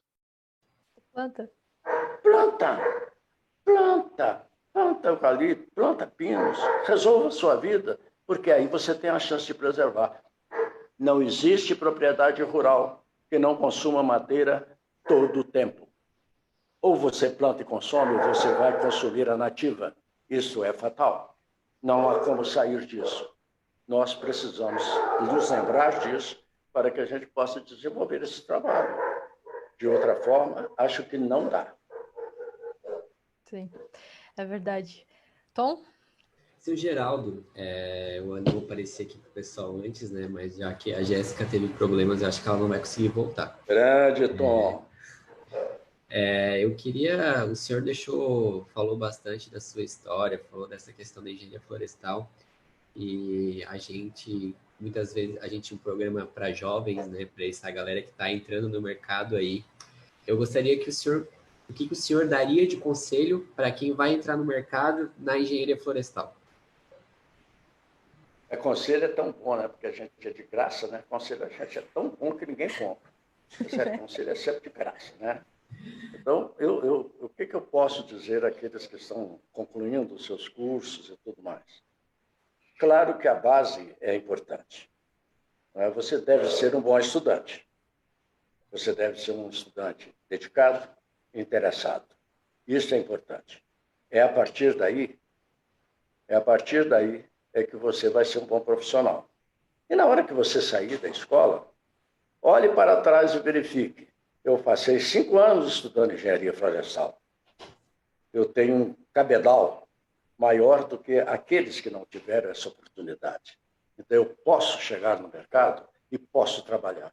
Eu sei o que dizer ao meu público, não é? Se você fizer isso, você certamente já está bem direcionado. Mas, se você chegou numa empresa, se você chegou como empregado, se você vai desenvolver o seu trabalho, tudo bem, você é autônomo, ok, encara. Mas se você chegou numa empresa, o maior número dos nossos profissionais sempre são empregados, né? Então, se você chegou numa empresa, chegue com capacidade, mas chegue com humildade. Chegue capaz, mas chegue humilde. Se você chegar achando que os demais lhe precisam ouvir, certo? Você chegou mal. Quando você chega numa empresa, é você que tem que ouvir e depois falar. Então, conheça a sua empresa. Interesse-se pela sua empresa. Busque os ideais e os objetivos da sua empresa e empreste o seu trabalho profissional a essa empresa. E seja aquele que pode bater o peito e dizer: a minha empresa funciona desta e daquela maneira. Se você não tiver o espírito de a minha empresa, se a empresa for dos outros, não vai dar muito certo. É bom que você chegue e diga: essa aqui é a minha empresa. Eu preciso buscar atingir todas as suas metas. Eu preciso ser um colaborador. Eu preciso ouvir. E eu preciso trabalhar muito para que eu possa atingir os objetivos da minha empresa. E seja você minha empresa. É minha empresa. Entrei nela, é minha empresa. ok? Eu acho que é uma boa maneira de você chegar nas empresas. Complementando um pouco, Tom, esse teu questionamento, aproveitando a deixa do seu Geraldo também, eu acho que é importante, além de tudo, você procurar alguma entidade de classe aí para justamente buscar os seus colegas, né? Porque, querendo ou não, sozinho, né, seu Geraldo, ninguém consegue fazer nada, né? Juntos somos mais fortes, né? Com certeza. E como o senhor mesmo falou, várias das suas empreitadas aí, né? Seja em Minas Gerais, seja em Brasília, o senhor nunca estava sozinho, sempre tinha algum colega da engenharia florestal e sempre abria caminhos para mais colegas, né? Para que mais pessoas da engenharia florestal tivessem um local de trabalho e pudesse trazer um pouquinho dos seus conhecimentos aí ao longo desses longos 55 anos de jornada aí. Então, eu acho que é de importância isso também. Eu não tenho qualquer dúvida referente a isso. Eu faço parte daquele grupo que criou a Sociedade Brasileira de Engenheiros Florestais. Eu sou daqueles que participei, a SBF está ali, né? Eu sou daqueles que, durante toda a vida, eu participei das minhas associações de classe. Durante meu período no Espírito Santo, também criei a Sociedade dos Engenheiros Florestais do Espírito Santo. Presidi essa sociedade durante o tempo que por lá estive, né? Em Minas, continuei sendo um dos companheiros da nossa sociedade. E minha última passagem, sou vice-presidente da Sociedade Mineira de Engenheiros Florestais. Ou seja, as nossas associações podem claudicar, mas precisam estar vivas. Precisam estar vivas. E a vida de uma associação como essa, da SBF, a CEP e outras tantas, a Vale e outras tantas, nós contamos com o quê? Com os nossos companheiros, com os nossos colegas. É isso que faz a associação. É isso que faz uma sociedade. Sem esse grupo, nada feito. E nós precisamos das nossas sociedades. Né? Nós precisamos delas. E há muita gente, alguns dias já comentava, o CREA, por exemplo, que é um mundo de gente dizer, porque o CREA isso, é o CREA aquilo, o CREA aquilo outro. Sim, o CREA é. E aí? Você não se associa? Ou você se associou apenas para ter o registro profissional? A sociedade é sua, cara. Contribua, leve ideias, batalhe.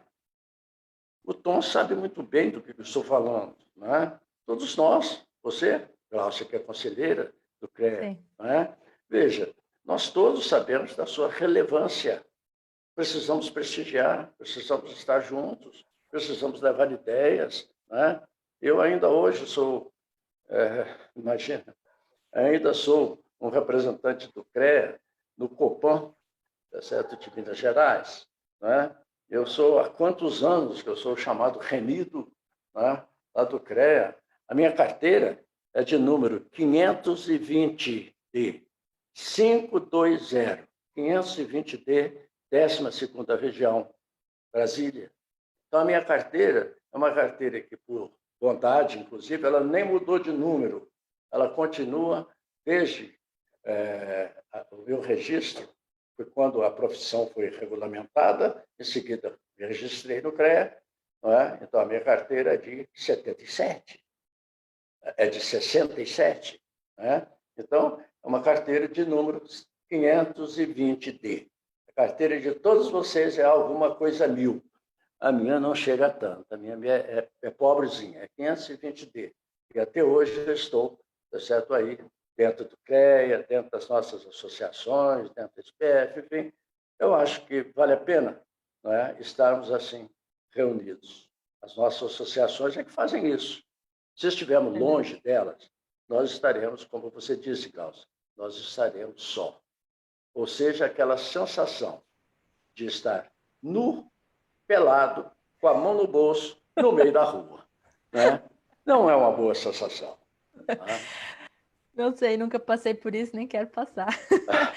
Mas só para complementar, como o senhor falou, uma associação é formada de pessoas, né? E a gente precisa de pessoas. Uma associação não é feita de um presidente, vice-presidente e diretores, e sim de todos os seus associados, né? Então, como eu falei antes, todos juntos, né? A gente consegue almejar aquilo tudo que a gente deseja. E é com a opinião de todos que a gente vai fazer a diferença, né? Não adianta ser só o seu Geraldo, só a Gláucia, ou só o Gabriel, que está aqui falando bastante aqui pela SMEF, mas tem que ser todo mundo junto, né? Afinal, todos os 14 mil engenheiros florestais do Brasil fazem parte... Cadê? Eu tô com o lado virado, da SBEF, né? Aqui em Santa Catarina, a gente faz parte da ACEF, somos mais de 1.500 engenheiros florestais. E da F-Vale a gente tem em torno de 500 profissionais na região do Vale do Itajaí. Então, é bastante gente e a gente precisa estar unidos para fazer a diferença. Tom, estamos estourando o tempo, né? Sim, mas o que eu ia dizer, a F-Vale ali, 500 profissionais, é bastante coisa para a região, né? Sim. Todo o Vale do Itajaí ali. Mas, gente, eu não acho que a sala não vai encerrar, mas a gente está chegando no horário que a gente estabeleceu. Então, eu gostaria que o seu Geraldo e depois a Gláucia deixassem a mensagem final aí para os nossos ouvintes. Bom, a mensagem final que eu posso deixar, certo, aos 14 mil colegas que vieram após nós, é que eles têm a obrigação de ser melhores do que nós. Boa. Nós iniciamos uma profissão. A tecnologia avançou. O mundo avançou. A comunicação avançou. Nós estamos há 55 anos desse vai e vem das coisas. Nós tivemos uma formação de 55 anos passados. Vocês têm uma oportunidade, muito mais novos do que nós, com mais força, com mais saúde, com mais ganância. Tenham esta força. Levem a engenharia florestal à frente, dando o exemplo do trabalho. Sejam bons profissionais. Sejam profissionais de escola. Nós fomos profissionais do tamanho que conseguimos ser. Mas vocês têm a oportunidade de serem melhores do que nós. Muito melhores. Sejam muito melhores. E deixem como herança o que nós estamos deixando de herança para esse país. Pelo menos 14 mil colegas que vieram após aqueles 19 que iniciaram a profissão desse país. Muito obrigado a vocês. Muito obrigado a todos que participaram conosco e que sejam felizes. Sejam engenheiros florestais, sejam outras profissões. Sejam bons profissionais. Amem o seu país. Produzam para o seu país. Produzam porque a sua família, que você tanto ama e a que você dedica tanto, ela está neste país que precisa ser grande para que a nossa família e a sua família possam viver bem, em paz e com prosperidade. Viva o nosso país. Viva o Brasil. Viva a engenharia florestal. Um beijo, um abraço do coração de cada um. Saudações florestais. O que eu vou falar agora, né? Me diz, o que eu vou falar depois disso? Queria agradecer novamente, Tom, seu Geraldo, fico muito honrada de estar aqui dividindo o quadrinho aqui com o senhor. Gostaria de novamente parabenizar todos os colegas aí, eu fiz um vídeo em nome da F-Vale, também fiz um pessoal aí para parabenizar a todos que escolheram essa profissão para chamar de sua. Ressaltar que eu sou realizada na minha profissão, sou muito feliz e falo com orgulho. Dificuldades todos temos, né? Apesar de, eu imagino que em 1965 havia muito mais dificuldades para entrar no mercado de trabalho do que hoje, mas hoje a gente, além de ter algumas dificuldades, temos a concorrência também com outras profissões, mas eu digo por mim, não desista da sua profissão. Se você escolheu engenharia florestal, siga firme, que se você se dedicar, as oportunidades vão aparecer, e se você se comprometer a ser um bom profissional, nunca vai faltar trabalho. Então, também sugiro que você participe de todas as associações possíveis, né? Sejam elas regionais, estaduais ou a nacional, né? Faço parte aí das 3. Convido a todos a participarem, seguirem nossas redes sociais, também saber um pouquinho mais do que estamos fazendo.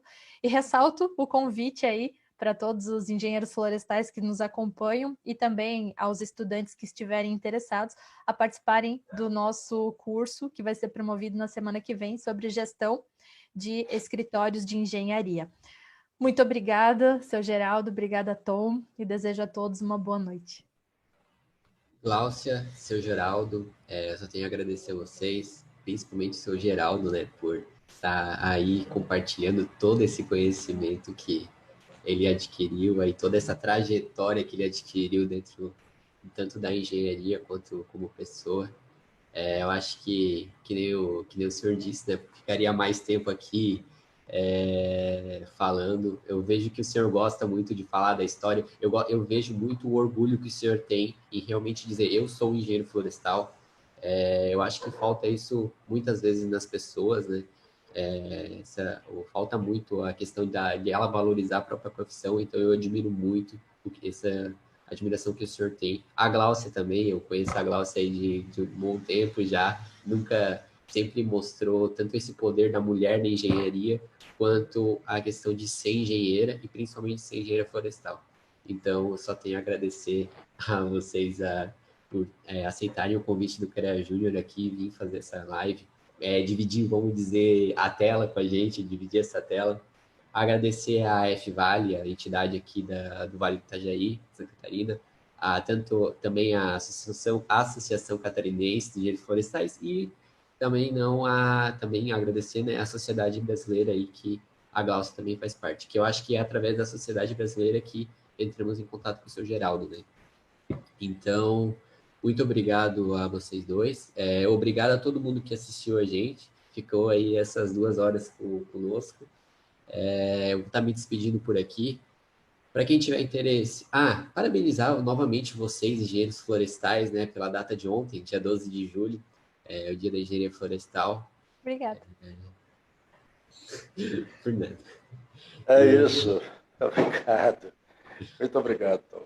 Por nada. Sejam felizes todos. Né? Grande abraço.